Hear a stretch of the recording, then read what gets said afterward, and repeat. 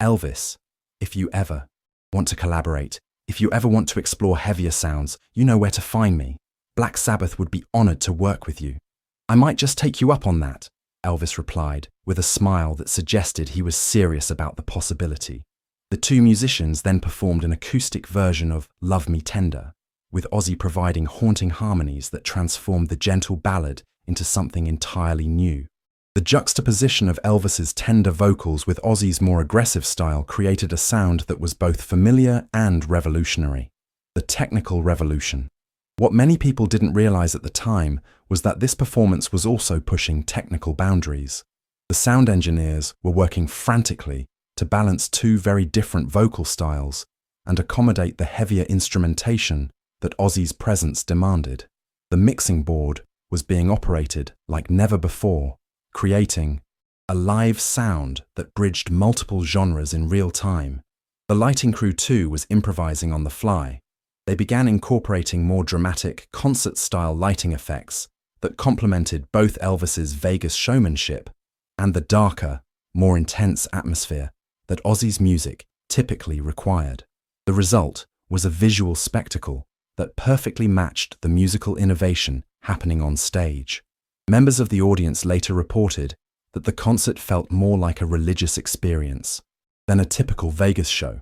The combination of technical innovation, musical boundary pushing, and the raw emotion of two legends sharing the stage created an atmosphere unlike anything anyone had ever experienced. The industry impact. Unbeknownst to the audience, there were several record industry executives in attendance that night. Representatives from both Elvis's label, RCA Records, and Black Sabbath's label were present, along with various other music industry power players who happened to be in Vegas. The performance was creating immediate buzz in the industry. By the next morning, there would be phone calls flying between Los Angeles, New York, and London, with executives trying to understand what they had witnessed and how to capitalize on it. Music critics who were present began writing their reviews before the show was even over, knowing they had witnessed something historically significant. Rolling Stone's representative was already planning a cover story, while British music magazines were preparing to herald this as the moment when American and British rock finally found common ground. But for Elvis and Ozzy, the industry implications were secondary to the pure joy of making music together. As they launched into an impromptu version of Blue Suede Shoes with heavy metal overtones, both men were grinning like children who had just discovered a new toy. The philosophy of rock. During another brief interlude, Elvis posed a question that would become famous in music circles.